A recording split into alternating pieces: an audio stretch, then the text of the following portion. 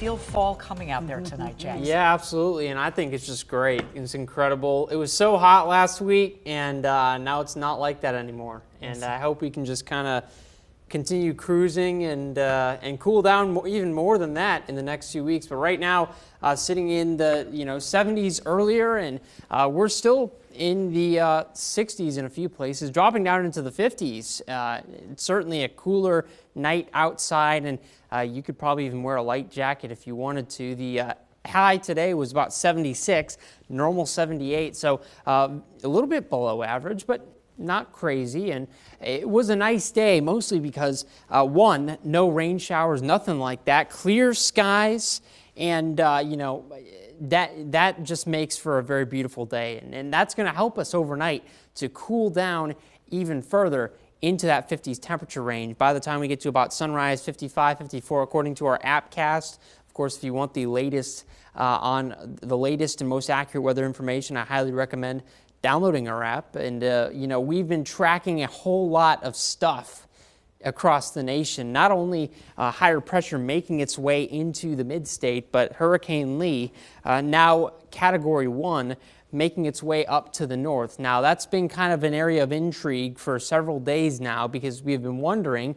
where is this thing going? Is it going to hit the East Coast? Is it going to go back off into the Atlantic? Is it going to go somewhere in between? Well, it looks like at this point, somewhere in between is exactly where we're going to land, because, going up into Nova Scotia, parts of northeastern Canada, maybe brushing, parts of Maine, and they have some hurricane watches and warnings in effect, and, that is the first time that that's happened in many years in some cases. For at least, I know for Maine, you don't get those things too often. So, and I think the question for us is, do we still see anything? I mean, it kind of looks close if you look at it, but it's really not that close. In fact, the outer edge of this, the cloud banks from this storm only really make it into New Jersey. They don't even touch Pennsylvania. So we're not dealing with any of that at any point really throughout the week. Well, we're going to stay relatively clear with the forecast that we're seeing. Of course, temperatures staying stable as well, sitting into the mid to upper 70s, just a little bit below average, but I'm not complaining because I love this kind of weather. I hope it cools down